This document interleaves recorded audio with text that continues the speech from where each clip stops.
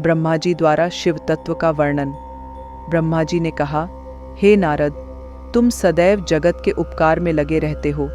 तुमने जगत के लोगों के हित के लिए बहुत उत्तम बात पूछी है, जिसके सुनने से मनुष्य के सब जन्मों के पापों का नाश हो जाता है। उस परम ब्रह्म शिव तत्व का वर्णन मैं तुम्हारे लिए कर रहा हूँ। शिव तत्व का स्वरूप बहुत सुंदर और अद्भुत है। जिस समय महाप्रलय आई थी और पूरा संसार नष्ट हो गया था तथा चारों ओर सिर्फ अंधकार ही अंधकार था, आकाश व ब्रह्मांड तारों व ग्रहों से रहित होकर अंधकार में डूब गए थे। सूर्य और चंद्रमा दिखाई देने बंद हो गए थे। सभी ग्रहों और नक्षत्रों का कहीं पता नहीं चल रहा था। दिन रात अग्निजल कुछ भी नहीं था। प्रधान आकाश और अन्य तेज भी शून्य हो गए थे। शब्द, स्पर्श, गंध, रूप, रस का अभाव हो गया था। सत्य असत्य सब कुछ खत्म हो गया था। तब सिर्फ सत्य ही बचा था। उस तत्व को मुनिजन एवं योगी अपने हृदय के भीतर ही देखते हैं। वाणी, नाम, रूप, रंग आदि की वहां तक पहुंच नहीं है।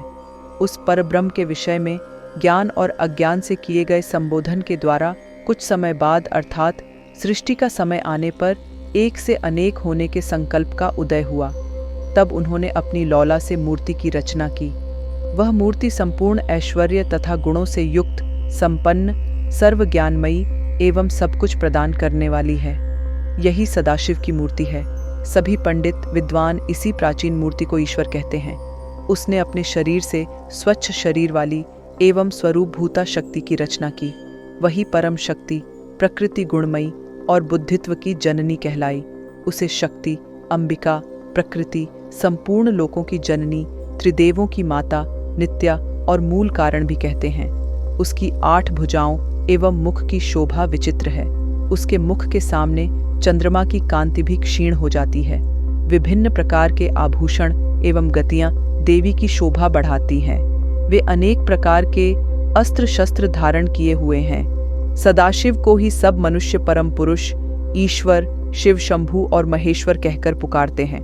उनके मस्तक पर गंगा, भाल में चंद्रमा और मुख में 3 नेत्र शोभा पाते हैं। उनके 5 मुख हैं तथा 10 भुजाओं के स्वामी एवं त्रिशूलधारी हैं। वे अपने शरीर में भस्म लगाए हैं। उन्होंने शिवलोक नामक क्षेत्र का निर्माण किया है। यह परम पावन स्थान काशी नाम से जाना जाता है। यह परम मोक्षदायक स्थान है। इस क्षेत्र में परमानंद रूप शिव पार्वती सहित निवास करते हैं। शिव और शिवा ने प्रलय काल में भी उस स्थान को नहीं छोड़ा, इसलिए शिवजी ने इसका नाम आनंदवन रखा है। एक दिन आनंदवन में घूमते समय शिव शिवा के मन में किसी दूसरे पुरुष की रचना करने की इच्छा हुई।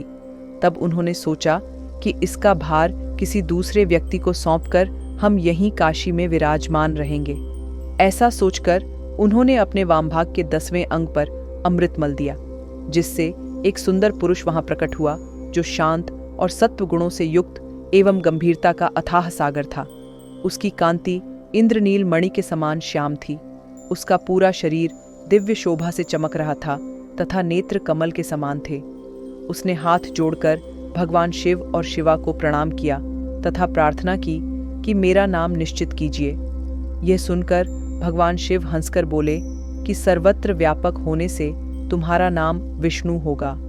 तुम भक्तों को सुख देने वाले होगे। तुम यहीं स्थिर रहकर तप करो, वही सभी कार्यों का साधन है। ऐसा कहकर शिवजी ने उन्हें ज्ञान प्रदान किया तथा वहां से अंतर्धान हो गए। तब विष्णु जी ने 12 वर्ष तक वहां दिव्य तप किया। तपस्या के कारण उनके शरीर से अनेक जलधाराएं निकलने लगीं। उस जल से सारा सूना आकाश व्याप्त हो गया। वह ब्रह्मरूप जल अपने स्पर्श मात्र से पापों का नाश करने वाला था। उस जल में भगवान विष्णु ने स्वयं शयन किया। नार अर्थात जल में निवास करने के कारण ही वे नारायण कहलाए। तभी से उन महात्मा से सब तत्वों की उत्पत्ति हुई। पहले प्रकृति से महान और उससे 3 गुण उत्पन्न हुए तथा उनसे अहंकार उत्पन्न हुआ। उसे शब्द, स्पर्श, रूप, रस और गंध एवं 5 भूत प्रकट हुए। उनसे ज्ञानेंद्रियां एवं कर्मेंद्रियां बनी। उस समय एकाकार 24 तत्व प्रकृति से प्रकट हुए एवं उनको ग्रहण करके परम पुरुष नारायण भगवान शिव जी की इच्छा से जल में सो गए।